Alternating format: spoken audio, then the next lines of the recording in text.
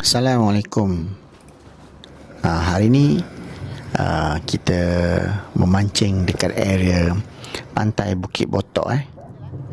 So sambil kita melihat keindahan pantai. Kat sini memang kita tengok pantainya memang amat bersih lah.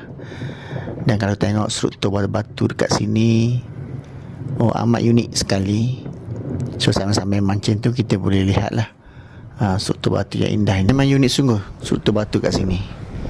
Ni saya shooting dengan kamera DJI Action 2. Gambar close up struktur batu dekat area Bukit Botok ni. Kita tengok batu-batu ini terhasil daripada proses luluh hawa yang beratus tahun ataupun beribu tahun telah jadi seperti ini.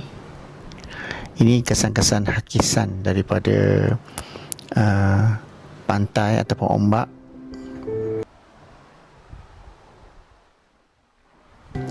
Okey, so kita fly dulu. Kita tengok keindahan kawasan Bukit Botok dengan menggunakan FPV. Selamat menonton.